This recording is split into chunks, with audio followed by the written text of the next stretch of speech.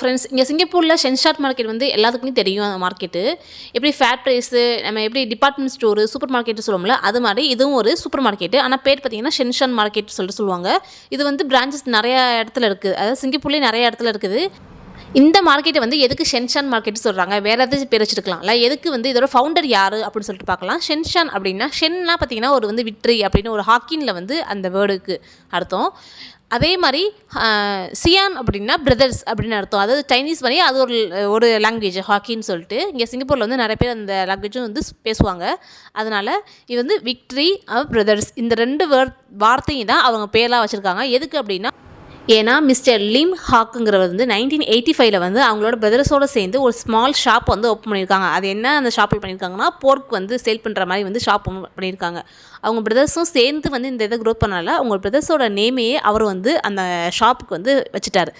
இந்த இடத்துல பார்த்திங்கன்னா எல்லா வகையான காய்கறிகளும் சரி, எல்லா வகையான திங்ஸும் சரி, ப்ராடக்ட்ஸு, நம்ம வந்து கிச்சன் ஐட்டம்ஸும் சரி, இல்லை நம்ம வந்து எலக்ட்ரானிக் ஐட்டம்ஸும் சரி, இல்லை நம்ம கிட்ஸுக்கு வந்து அந்த ப்ளே ஆர்டிகல்ஸும் சரி, இல்லை நம்ம அந்த ஸ்டேஷ்னரி ஐட்டம்ஸும், அப்புறம் இது இல்லாமல் நம்ம வந்து ஃபேன்சி ஐட்டம்ஸாலும் சரி, காஸ்மெட்டிக்ஸ் இருந்தாலும் சரி, வெஜிடபிள்ஸ் எல்லாமே வந்து இருக்கும்.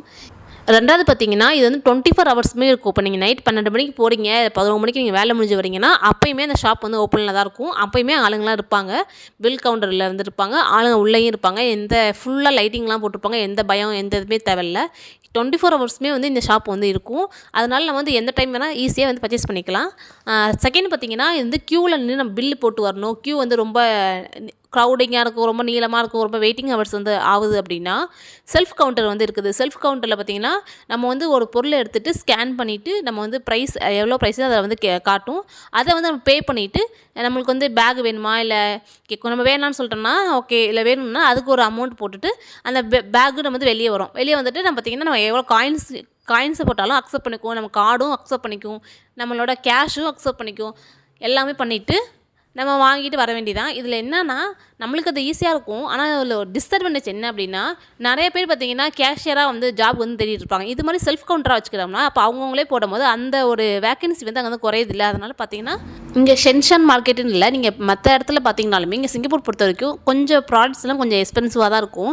ஏன்னா எல்லா ப்ராடக்ட்ஸுமே எக்ஸ்போர்ட் ஆகிறது தான். வேறு கண்ட்ரீஸ்லேருந்து இங்கே வந்து எக்ஸ்போர்ட் ஆகிறது தான். இங்கே வந்து இந்த ஃபார்ம் ஹவுஸோ எதுவுமே இல்லை. ஆனால் ஃபார்ம் ஹவுஸ் மட்டும் எதுக்கு அப்படின்னா, இந்த கீரை வகை இருக்குல்ல, அதை மட்டும் அவங்க வந்து உற்பத்தி பண்ணி அவங்க வந்து இது பண்ணுறாங்க, அறுவடை பண்ணுறாங்க. மற்றபடி பார்த்திங்கன்னா எல்லா ஐட்டம்ஸும் பார்த்திங்கன்னா ஷிப்பிங் மூலியமாக தான் வருது.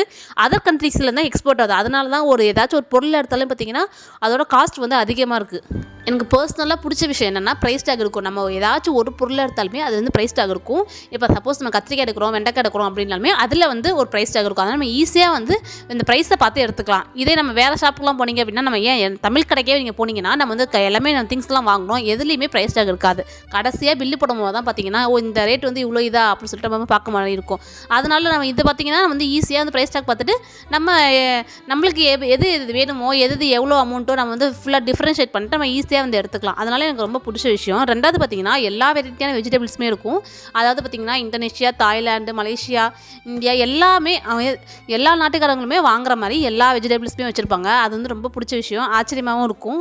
பார்த்திங்கன்னா, என்ன இதெல்லாம் வந்து அதை நம்ம வந்து பார்க்குறதே பார்த்திங்கன்னா, இதெல்லாம் இவ்வளோ ரேட்டாக போட்டிருக்காங்க, இதெல்லாம் இப்படி கூட சாப்பிடுவாங்களா அப்படின்னு. அதாவது தக்காளியே பார்த்திங்கன்னா அப்படி குட்டி குட்டி தக்காளியாக இருக்கும், ஸ்ட்ராபெரி மாதிரியே இருக்கும். அதை வந்து அப்படியே அவங்க வந்து ஃப்ரெஷ்ஷாக சாப்பிடுவாங்க. ஒரு மஷ்ரூம் எடுத்துக்கிட்டாலும் சரி, அப்படியே அதிலே ஒரு 4-5 வெரைட்டி வந்து இருக்கும். அதனால் பார்க்க வந்து கொஞ்சம் நம்மளுக்கும் ஆச்சரியமாக இருக்கும். 3வது பார்த்திங்கன்னா ரெஸ்பெக்ட். எனக்கு ரொம்ப ரொம்ப பிடிச்ச விஷயங்க. நீங்கள் வந்து யார் நம்ம வந்து பில்லு போட்டாலுமே அவங்க பில்லு போடுறவங்க பார்த்திங்கன்னா, அந்த கேஷியர் பார்த்திங்கன்னா எல்லாத்துக்கும் தேங்க்யூ அப்படி சொல்லுவாங்க.